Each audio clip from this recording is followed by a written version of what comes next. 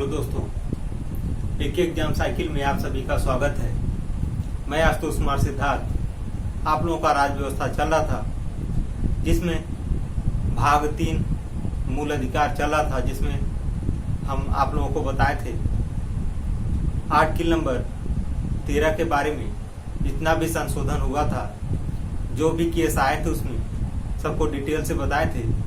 आज उसी के आगे हम आर्टिकल 14 जो समता का अधिकार है 14 से 18, आज इतना हम देखेंगे। 14 से आर्टिकल नंबर 14 से 18 तक समता का अधिकार को हम देखेंगे। राज्य व्यवस्था,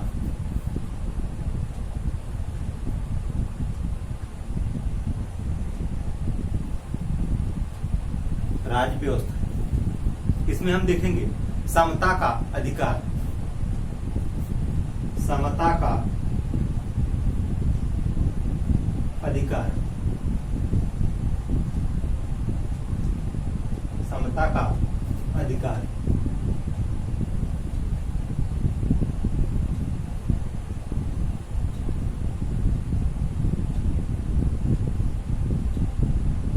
यह है हमारा आर्टिकल नंबर 14 से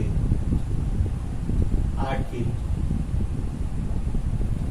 18 तक, 14 से 18 तक यह हमारा समता का अधिकार है। हम पहले इसमें देखेंगे आर्टिकल 14।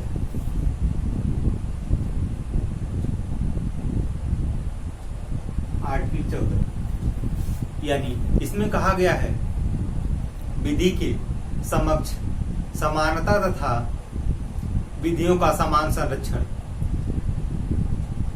विधि के समक्ष समानता तथा विधियों के समान संरक्षण, equality before law and equal protection law, equal protection law.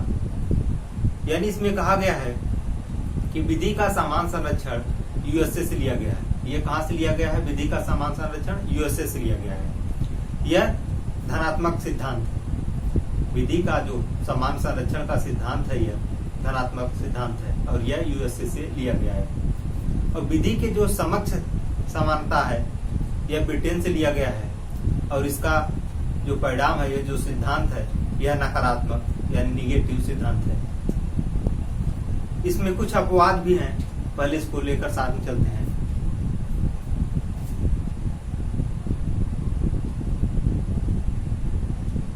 Equality before law,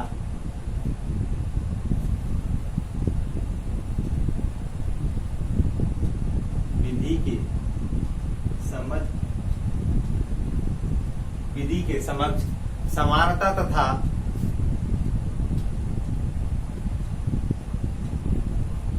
विधि के समक्ष समानता तथा विधियों का समान संरक्षण, विधियों का समान, विधियों का समान संरक्षण, विधियों का समान संरक्षण, इक्वलिटी बिफोर लॉ,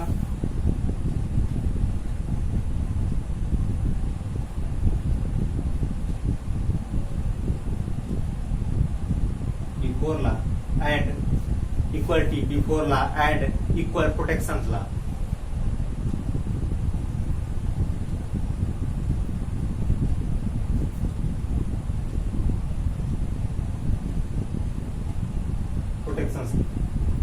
यानी विधि के समक्ष समानता तथा विधियों का समान संरक्षण।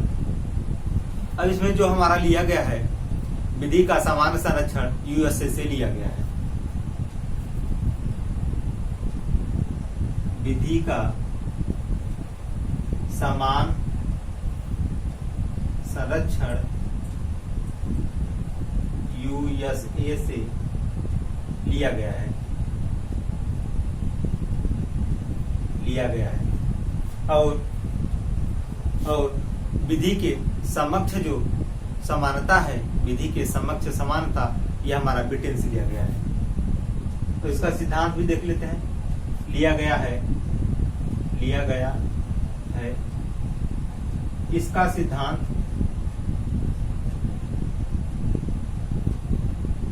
इसका सिद्धांत धनात्मक है। क्या है? धनात्मक।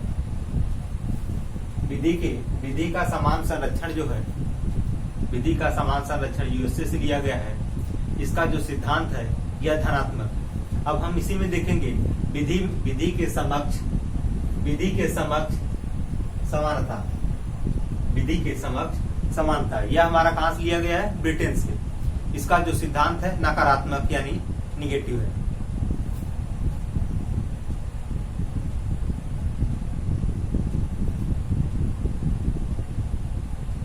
विधि के समक्ष समानता, यह हमारा ब्रिटेन से लिया गया है, ब्रिटेन से लिया गया है।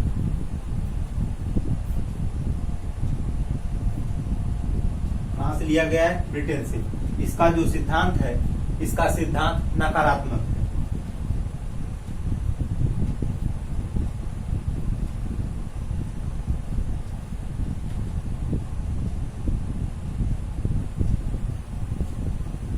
इसका सिद्धांत नकारात्मक है। यानी आर्टिकल 14 में हम पहले देख लेते हैं यहीं से, विधि के समान संरक्षण, यह हमारा ब्रिटेन से लिया गया है। विधियों का समान संरक्षण यानी विधियों के समक्ष समानता ब्रिटेन से लिया गया है। अब विधियों का समान संरक्षण हमारा यूएसए से लिया गया है। इसमें कुछ अपवाद भी हैं, उस अपवाद को देखेंगे। पहले इतना नोट कर लीजिए आप लोग।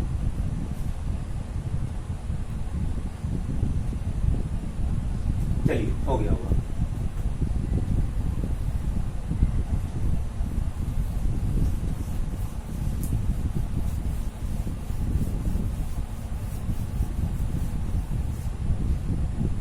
अपवाद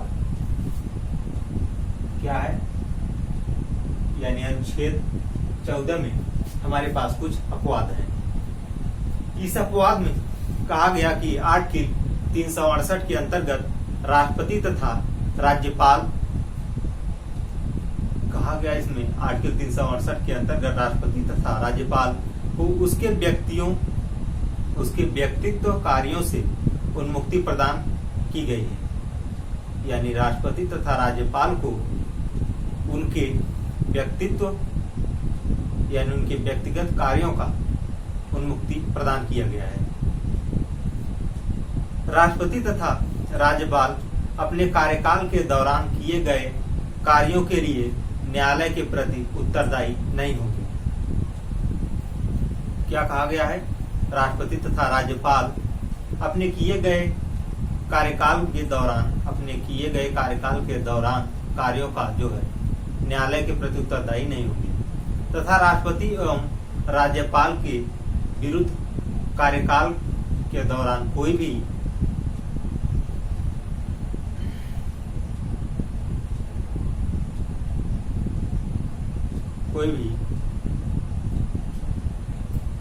दोहरी कार्यवाही दर्ज नहीं की जाएगी, कोई भी दोहरी कार्यवाही दर्ज नहीं की जाएगी। एवं सिविल मामले में यह अग्रिम सूचना से दर्ज की जा सकती है। सिविल मामले में यह अग्रिम रूप से दर्ज की जा सकती है।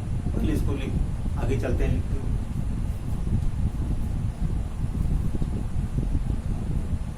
आर्टिकल 361 के अंतर्गत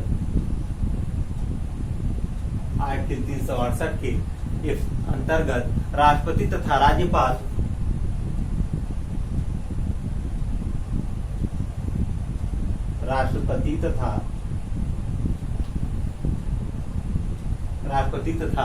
राज्यपाल को उनके व्यक्तिगत कार्यों से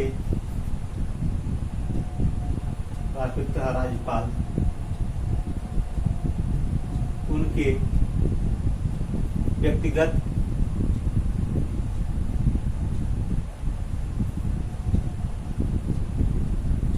व्यक्तिगत कार्यों से उन्मुक्ति प्रदान की गई है। व्यक्तिगत कार्यों से उन्मुक्ति प्रदान की गई है, यानी 361 अनुच्छेद 361 के अंतर्गत राष्ट्रपति तथा राज्यपाल उनके व्यक्तित्व कार्यों से उन्मुक्ति प्रदान की गई है। राज्यपाल को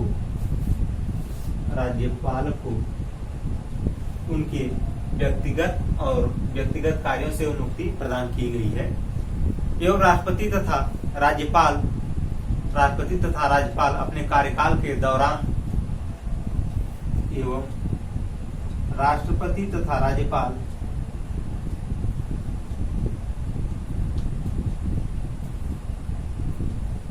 अपने कार्यकाल के दौरान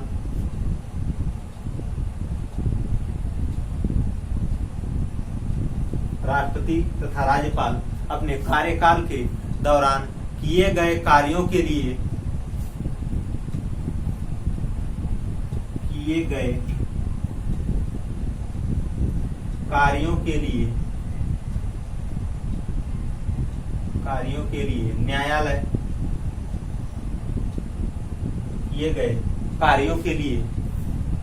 न्यायालय के प्रति उत्तरदायी नहीं होते हैं। न्यायालय के प्रति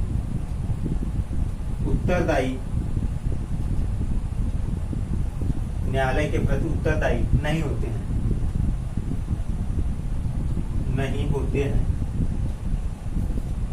यानी राष्ट्रपति तथा राज्यपाल अपने कार्यकाल के दौरान किए गए कार्यों के लिए न्यायालय के प्रति उत्तरदायी नहीं होते हैं तथा राष्ट्रपति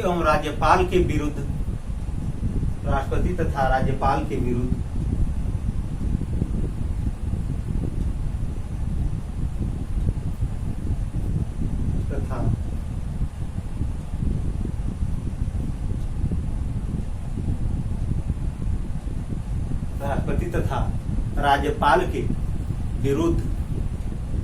कार्यकाल के दौरान कोई भी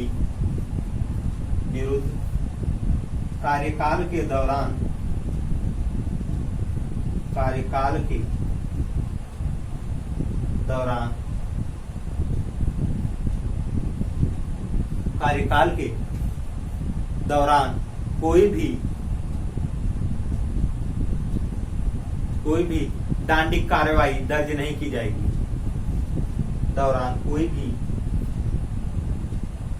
दांडिक कार्रवाई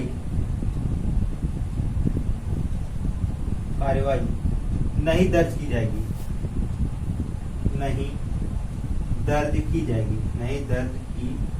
जाएगी। यानी इसका जो अपवाद है आर्टिकल यानी अनुच्छेद 361 के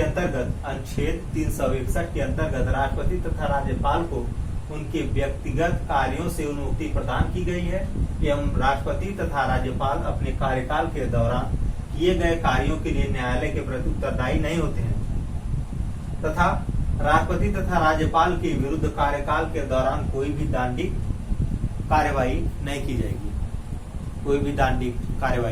नहीं की जा सकेगी, दर्ज नहीं की जा सकेगी। अब इसमें देखते हैं, यह हमारा पहला अपवाद हो गया। अब हम इसमें दूसरा अपवाद देखेंगे। पहले इसको नोट कर लीजिए आप लोग, फिर दूसरा अपवाद देखेंगे।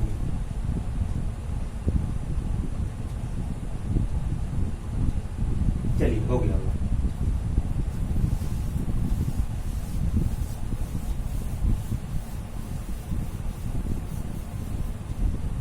दूसरा अपवाद क्या है उसको भी हम देख लेते हैं।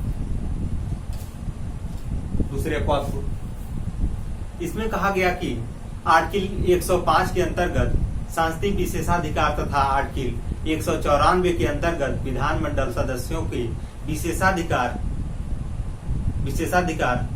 और आर्टिकल 14 के अपवाद माने जाते हैं। क्या कहा गया है? आर्टिकल 105 के अंतर्गत संसदीय विशेषाधिकार, आर्टिकल 105 के अंतर्गत संसदीय विशेषाधिकार तथा आर्टिकल 194 के अंतर्गत विधानमंडल सदस्यों के विशेषाधिकार आर्टिकल 14 के अपवाद माने जाते हैं।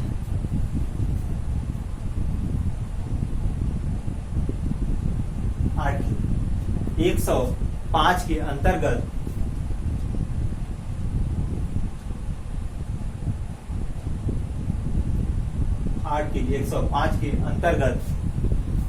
संसदीय विशेषाधिकार,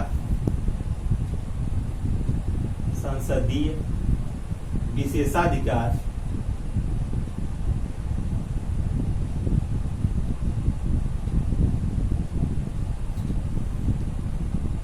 आर्टिकल 105 के अंतर्गत संसदीय विशेषाधिकार तथा 194 तथा आर्टिकल 194 के अंतर्गत तथा आर्टिकल 94 के अंतर्गत विधानमंडल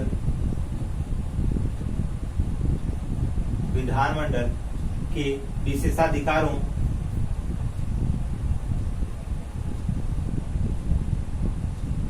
विशेषाधिकार आर्टिकल 194 के अंतर्गत विधानमंडल सदस्यों के विशेषाधिकार, विधानमंडल के सदस्यों के विशेषाधिकार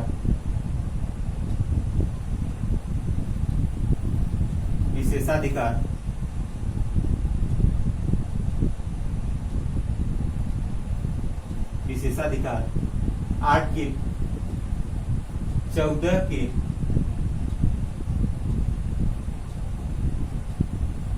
अपवाद माने जाते हैं।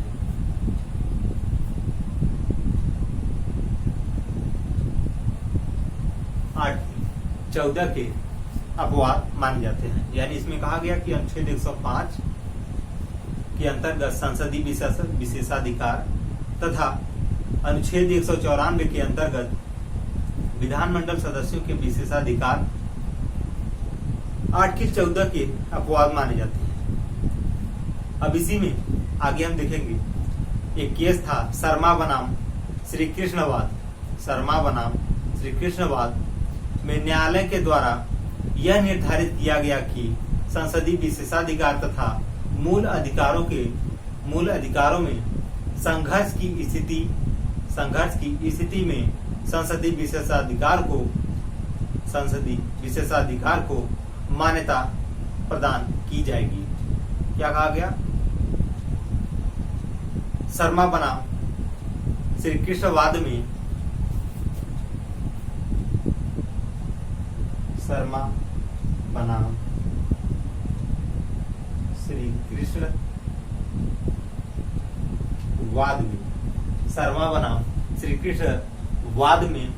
न्यायालय के द्वारा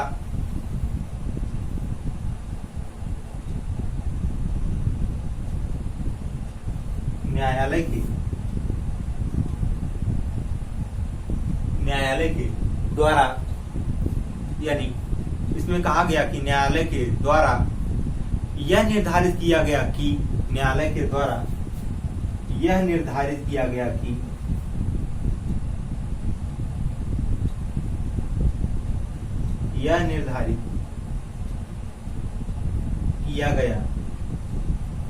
इसमें कहा गया कि उच्चतम न्यायालय के द्वारा यानी न्यायालय के द्वारा यह निर्धारित किया गया कि संसदीय विशेषाधिकार तथा संसदीय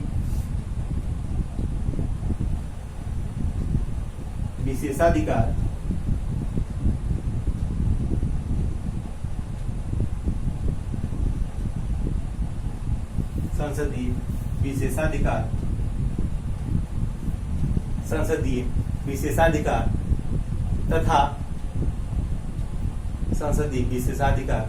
तथा मूल अधिकारों में संघर्ष की स्थिति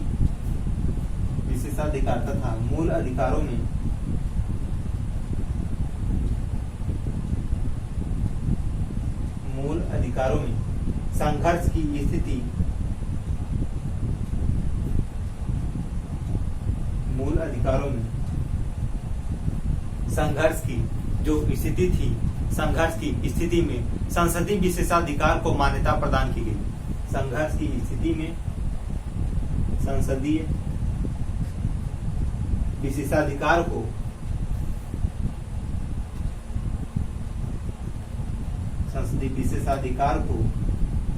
मान्यता प्रदान की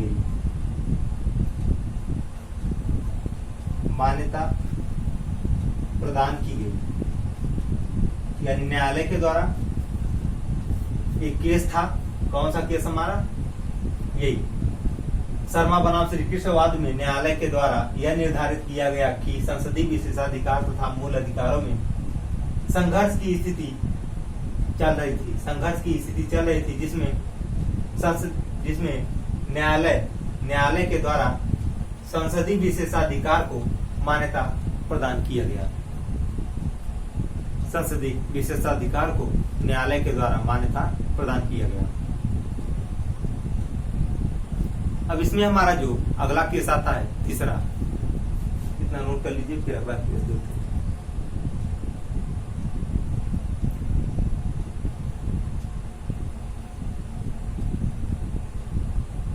चलिए, हो गया होगा, 2 केस हो गया हमारा, तीसरा केस देख लेते हैं। यानी 2 अपवाद हो गए, तीसरा अपवाद क्या है उसको भी देख लेते हैं।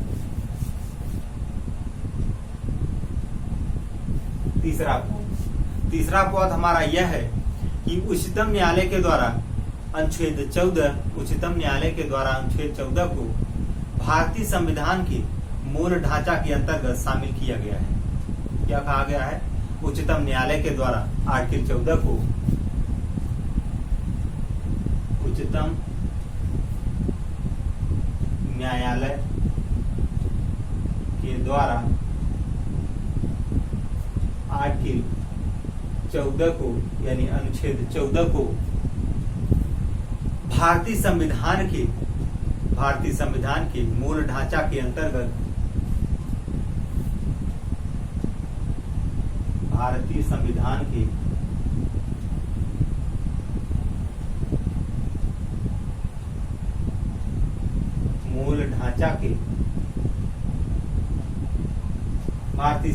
के मूल ढांचा के अंतर्गत शामिल किया जाता है।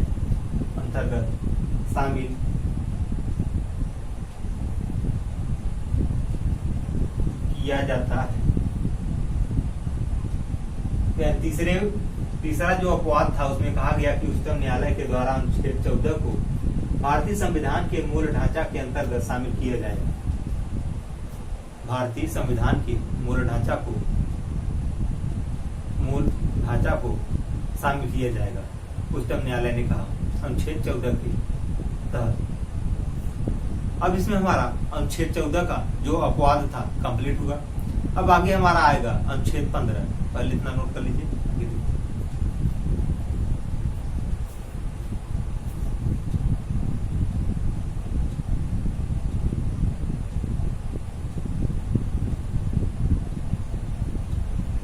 चलिए, हो गया होगा।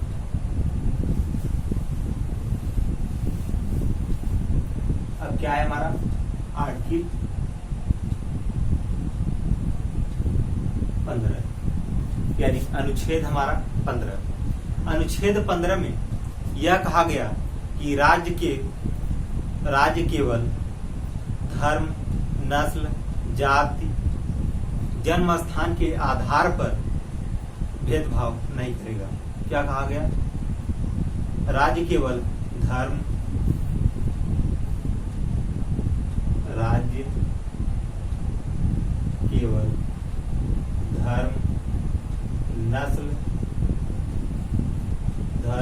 नस्ल, जन्म स्थान,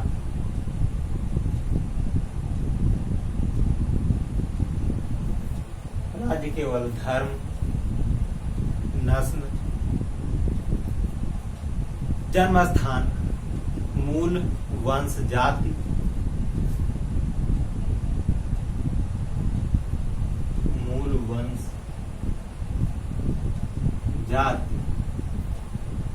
के आधार पर भेदभाव नहीं करेगा। के आधार पर भेदभाव नहीं करेगा। के आधार पर भेदभाव नहीं करेगा। क्या कहा गया है? अनुच्छेद 15 में राज्य केवल धर्म, नस्ल, जन्म स्थान, मूल वंश जाति के आधार पर भेदभाव नहीं करेगा। इसमें भी कुछ संशोधन करके जोड़ा गया था अनुच्छेद, उसको भी देख लेते हैं। पहले अनुच्छेद 15 में एक जोड़ा गया, उसको देख लेते हैं। यानी यह क्या है? राज्य केवल धर्म, मूल, वंश, जाति के लिए जन्म स्थान या जिसमें किसी भी संचार से संबंधित किसी भी आधार पर नागरिकों के मध्य भेदभाव नहीं किया जाएगा। क्या कहा गया इसमें? राज्य केवल धर्म, मूल, वंश, जाति, रंग भेदभाव, जन्म स्थान या इनमें से किसी भी आधार पर भेदभाव नहीं करेगा। इसको नोट कर लेते हैं।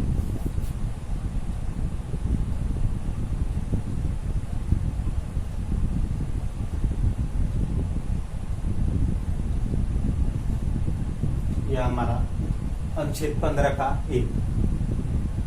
इसमें देखेंगे पहले हम राज्य केवल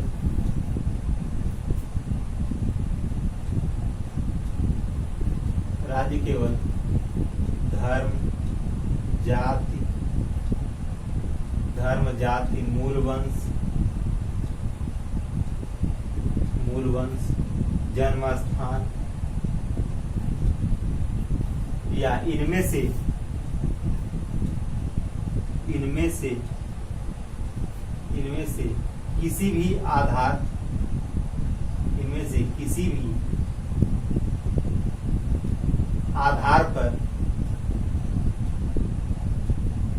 किसी भी आधार पर भेदभाव नहीं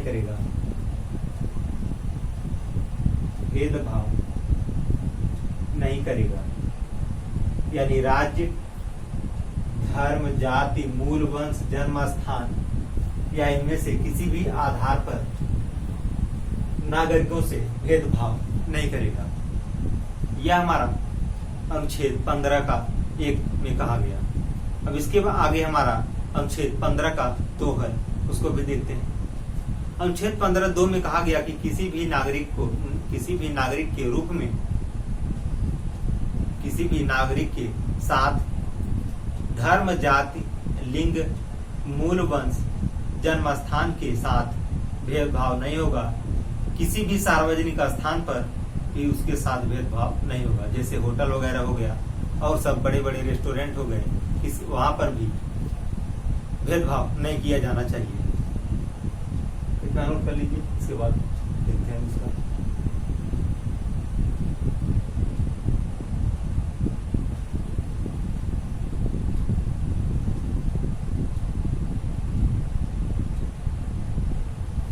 चलिए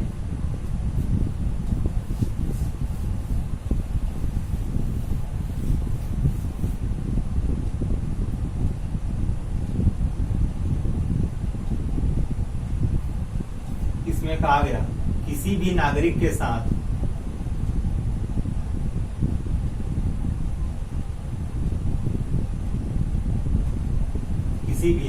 साथ धर्म, जाति, लिंग, मूल वंश, जन्म स्थान,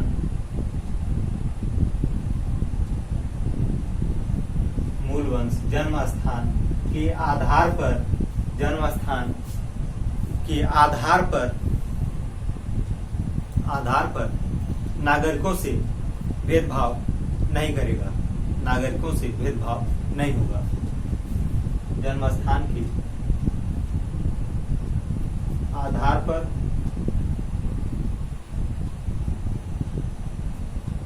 नागरिकों से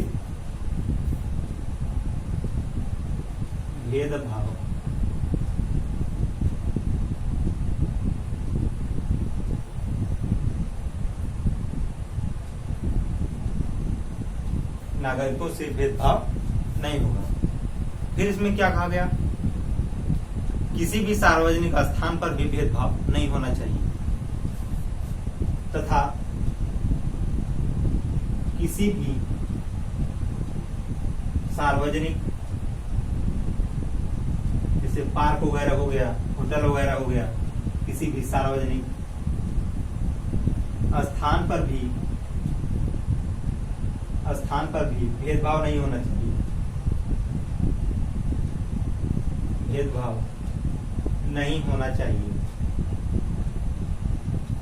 ये हमारा आर्टिकल नंबर 15 में 15 का जो 2 जोड़ा गया था उसके बारे में है। अब हमारा आता है आर्टिकल नंबर 15 का 3, इतना नोट कर लीजिए।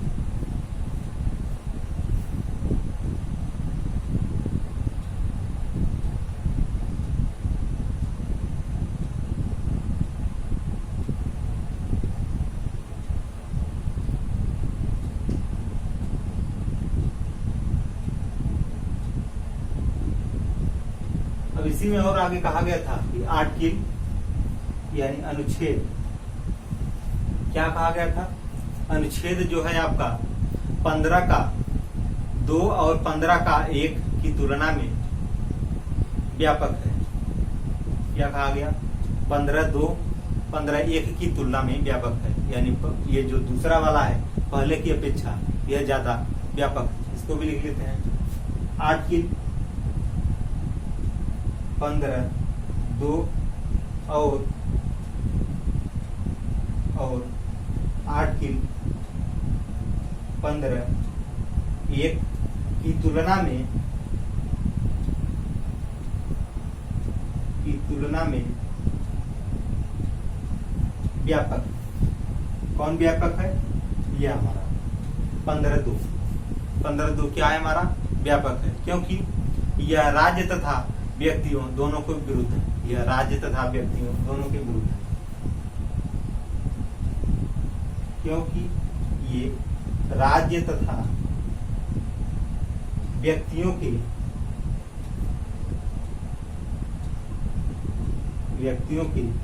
विरुद्ध है। राज्य तथा व्यक्तियों के विरुद्ध है। अब हमारा आता है आर्टिकल नंबर 15 का 3, उसको भी देख लेते हैं। पहले इतना नोट कर लीजिए।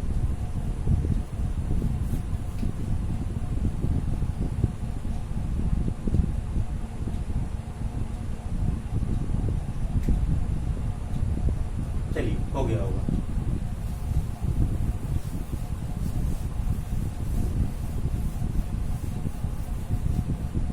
आर्टिकल नंबर 15 का जो 3 है यह महिलाओं से संबंधित। इसमें कहा गया राज्य महिलाओं और बच्चों के लिए विशेष प्रावधान करेगा। राज्य महिलाओं और बच्चों के लिए विशेष प्रावधान करेगा। राज्य महिलाओं और बच्चों के लिए विशेष प्रावधान करेगा। राज्य महिलाओं और बच्चों के लिए विशेष प्रावधान करेगा। राज्य विशेष प्रावधान करेगा। यह हमारा 15 का 3 हुआ। अब इसके आगे इसी में हमारा आता है अनुच्छेद 15 का 4, उसको भी देख लेते हैं। उसमें कहा गया राज्य सामाजिक और शैक्षणिक रूप से पिछड़े अनुसूचित जाति तथा अनुसूचित जनजाति के कल्याण के लिए विशेष अधिकार प्रदान करेगा। विशेष प्रावधान प्राप्त होगा। लिख लेते हैं इसको भी।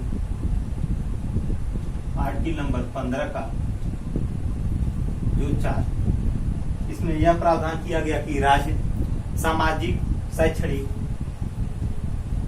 राज्य सामाजिक शैक्षणिक राज्य सामाजिक शैक्षणिक रूप से पिछड़े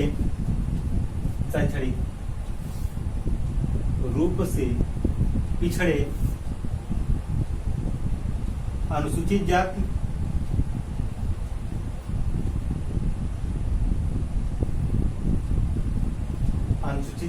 एवं अनुसूचित जनजाति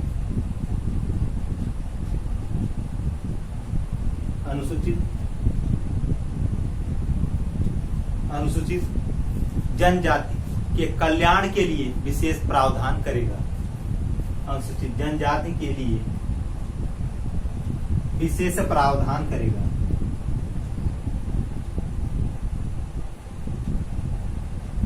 विशेष प्रावधान करेगा।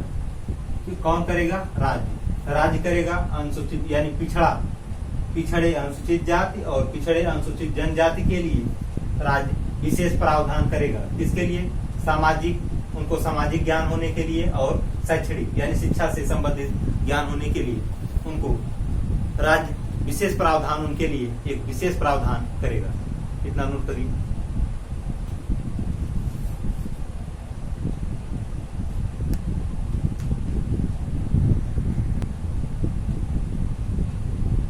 चलिए हो गया होगा, आगे देखते हैं।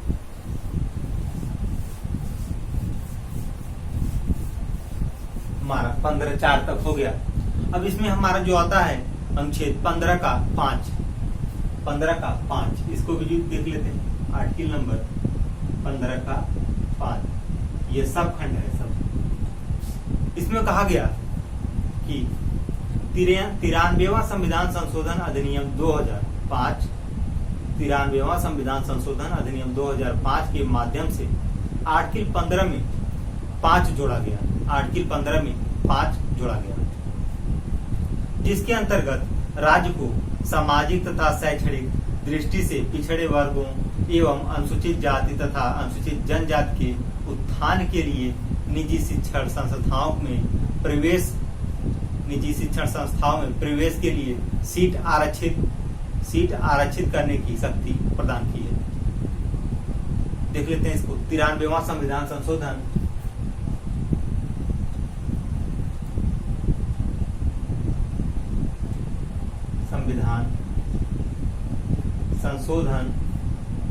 अधिनियम 2005, 93वां संविधान संशोधन अधिनियम 2005 के माध्यम से 2005 के माध्यम से आर्टिकल 15 में 5 को जोड़ा गया। आर्टिकल 15 में 5 को जोड़ा गया, जिसके अंतर्गत राज्य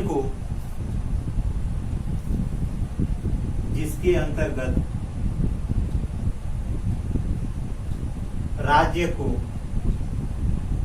सामाजिक,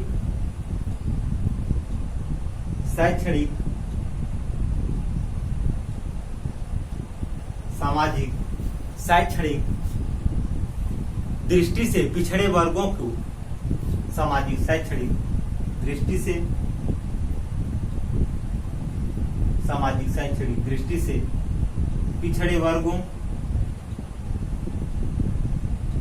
तथा पिछड़े वर्गों के लिए, जैसे पिछड़े वर्ग में कौन? अनुसूचित जाति, अनुसूचित जनजाति, पिछड़े वर्गों एवं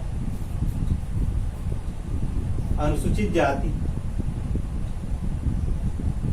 पिछड़े वर्गों एवं पिछड़ा वर्ग एवं अनुसूचित जाति,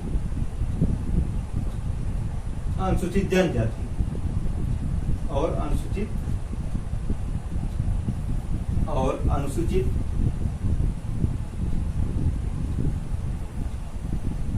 जनजाति, पिछड़ा वर्गों एवं अनुसूचित जाति और अनुसूचित जनजाति के उत्थान के लिए निजी शिक्षण संस्थाओं में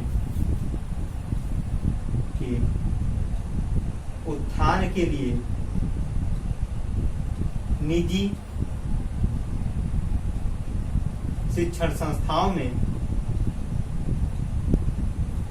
शिक्षण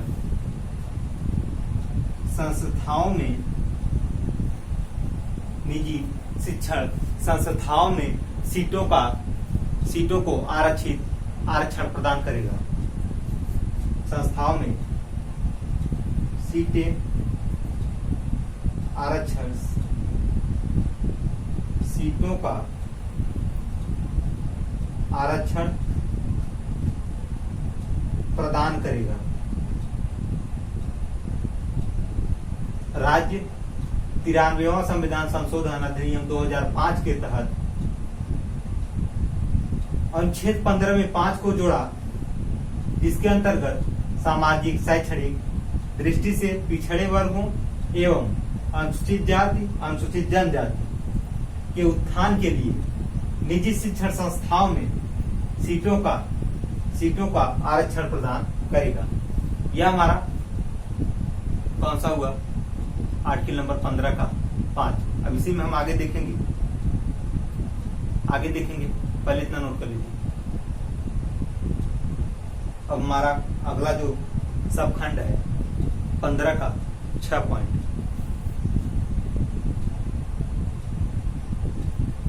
चलिए हो गया।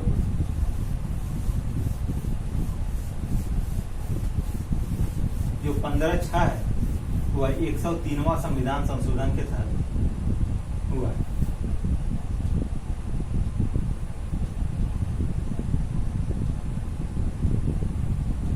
आर्टिकल 15(6) इसमें कहा गया कि 103वें संविधान संशोधन अधिनियम 2019 के माध्यम से आर्टिकल 15 में 6 को जोड़ा गया, जिसके अंतर्गत राज्य के आर्थिक रूप से दुर्बल वर्ग यानी EWS के उत्थान के लिए विशेष उपबंध करने की शक्ति प्रदान की गई है। 103वां संविधान संशोधन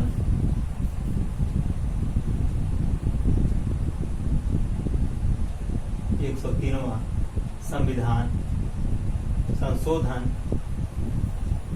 अधिनियम 103वां संविधान संशोधन अधिनियम 2019 के माध्यम से 2019 के माध्यम से आर्टिकल 15 में 6 को जोड़ा गया।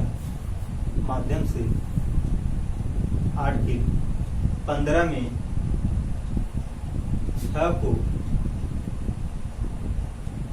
जोड़ा गया। 15 में 6 को जोड़ा गया, जिसके अंतर्गत राज्य आर्थिक रूप से जिसके अंतर्गत राज्य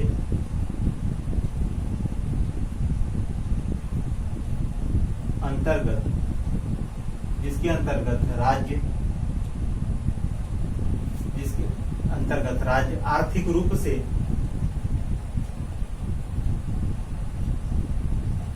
जिसके अंतर्गत राज्य आर्थिक रूप से दुर्बल वर्गों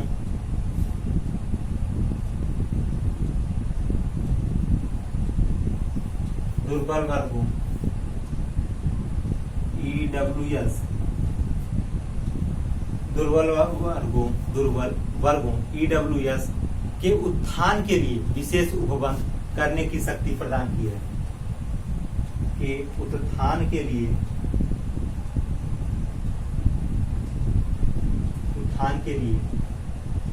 विशेष उपबंध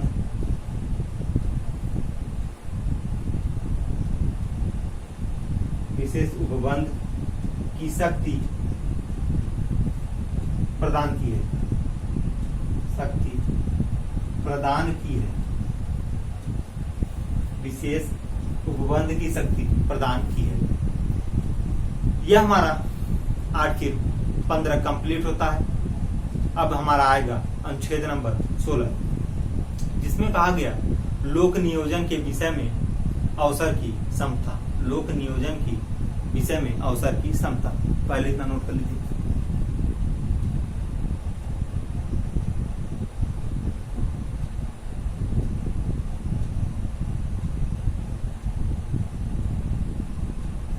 चलिए हो गया।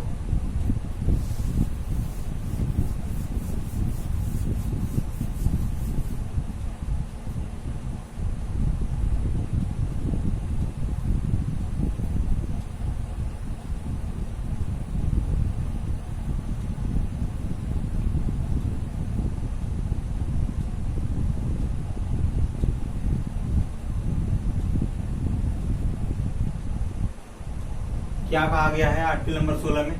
लोक नियोजन के विषय में अवसर की समता। यह हमारा आर्टिकल नंबर 16 में कहा गया है।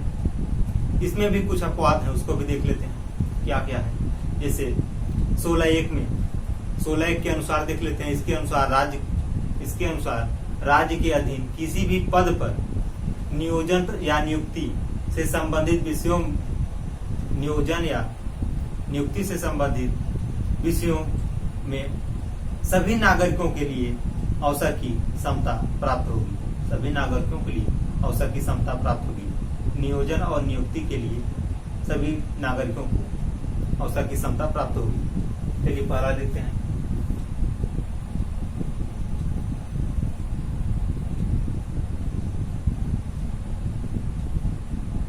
इसमें कहा गया है, क्या कहा गया है?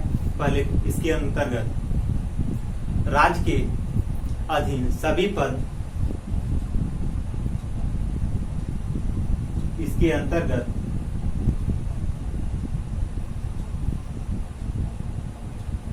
अंतर्गत राज्य के अधीन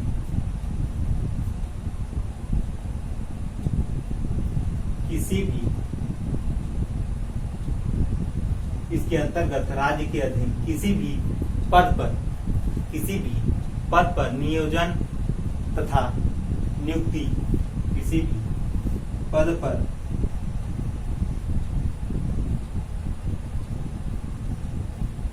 नियोजन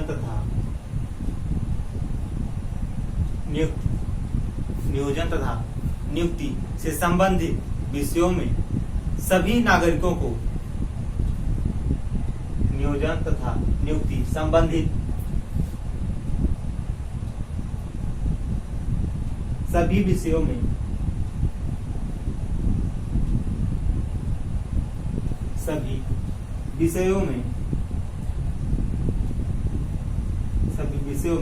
समान समता का अधिकार प्राप्त होगा। सभी विषयों में सभी नागरिकों को समता का अवसर प्राप्त होगा।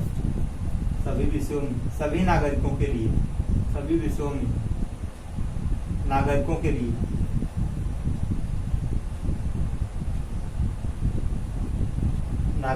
लिए अवसर की समता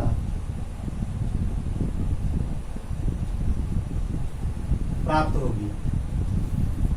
अवसर की समता प्राप्त होगी। क्या कहा गया है?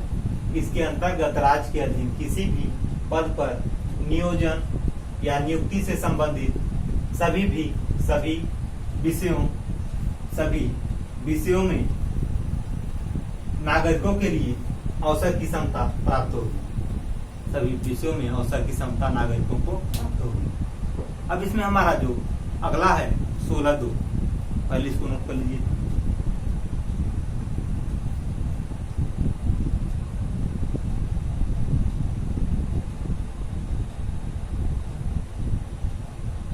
चलिए हो गया।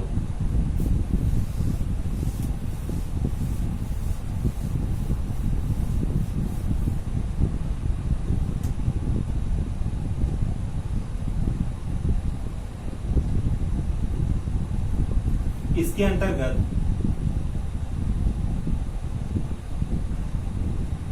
राज्य, यानी 16(2) के अंतर्गत राज्य यह प्रावधान करता है, राज्य के अधीन किसी भी पद के लिए सभी नागरिकों के लिए अवसर की समता होगी। सभी नागरिकों के लिए अवसर की समता होगी। राज्य के अधीन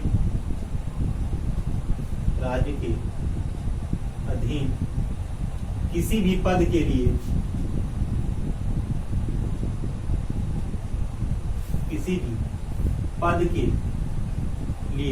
नागरिकों को, किसी भी पद के लिए नागरिकों को अवसर की समता प्राप्त होगी।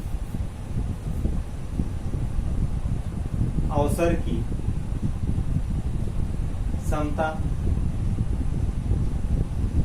प्राप्त होगी। अवसर की समता प्राप्त होगी तथा राज्य के अधीन किसी भी पद के संबंध में तथा राज्य के अधीन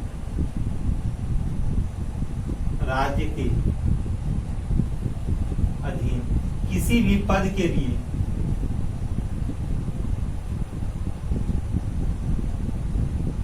राज्य के अधीन किसी भी पद के संबंध में केवल धर्म, मूल वंश, जाति, लिंग, जन्म स्थान तथा निवास के उद्भव के आधार पर नागरिकों से कोई भेदभाव नहीं करेगा, कोई अयोग्य नहीं ठहराएगा।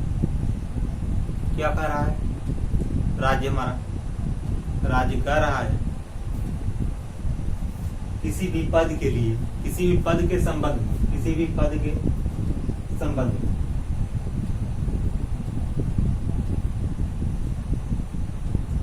किसी भी पद के संबंध में केवल धर्म मूल वंश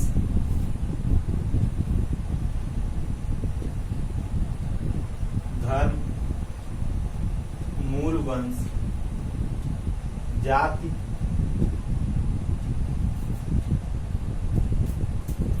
लिंग जन्म स्थान केवल धर्म मूल वंश जाति लिंग जन्म स्थान के आधार पर मूल वंश जाति लिंग जन्म स्थान के आधार पर नागरिकों को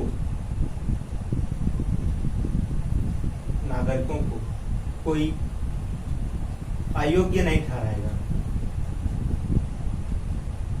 कोई अयोग्य नहीं ठहराएगा।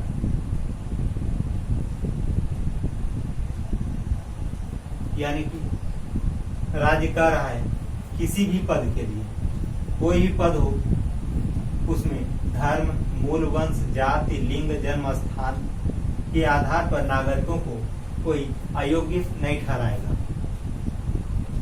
यह हमारा अनुच्छेद 16 का 2 हुआ।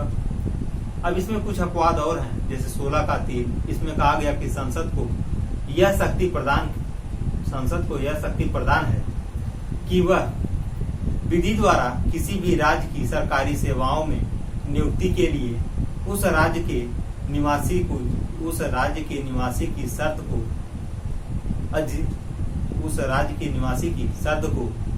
को अधिरोपित करता है। चलिए अगला देखते हैं।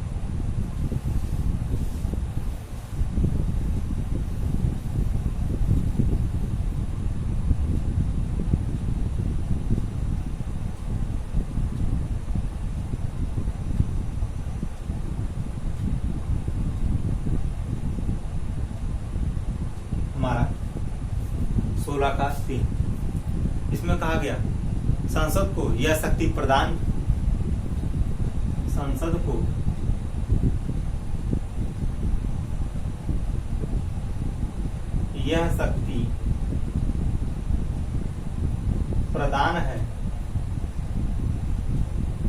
को यह शक्ति प्रदान है कि वह विधि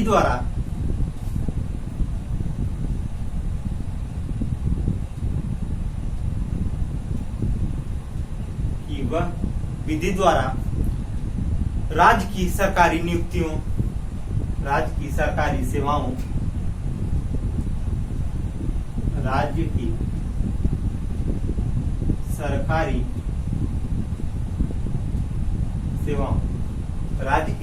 सरकारी सेवाओं में नियुक्ति के लिए राज्य में सरकारी सेवाओं की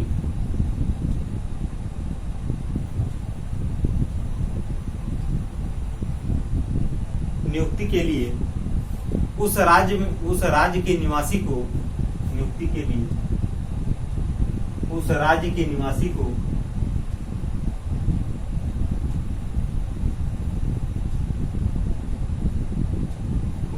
के निवासी को उस राज्य के निवासी की शर्त को अधिरोपित कर सकता है। राज्य के निवासी की शर्त को अधिरोपित कर सकता है।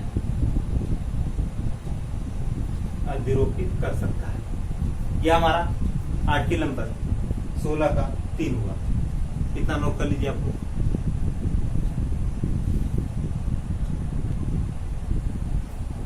यह हमारा आर्टिकल नंबर 16 का 3 हुआ। इसमें अभी और अपवाद हैं और इसमें और संशोधन भी किए गए हैं, इसलिए यह ज्यादा लंबा वीडियो होने के कारण हम इस वीडियो को यहीं पर रोकते हैं।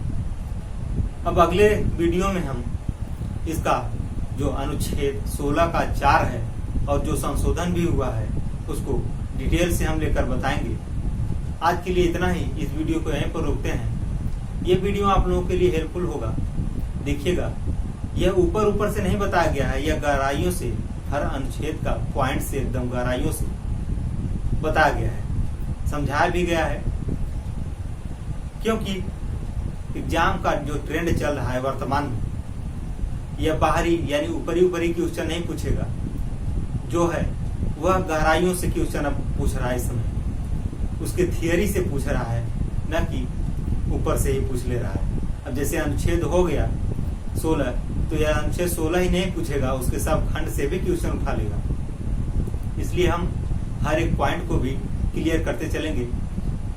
हम 16-3 तक आज आपको बताएं, इसके बाद 16 जो 4 है हम उसको कल बताएंगे और उसमें जो संशोधन हुआ है उसको भी बताएंगे। आज के लिए इतना ही। यह वीडियो ज्यादा से ज्यादा आप लोग शेयर करिएगा, लाइक करिएगा और अपना जो सुझाव है कमेंट के माध्यम से हमें बताइएगा कि यह वीडियो आप लोगों के लिए कैसा हेल्पफुल लग रहा है। इस वीडियो को यही रोकते हैं। जय हिंद दोस्तों।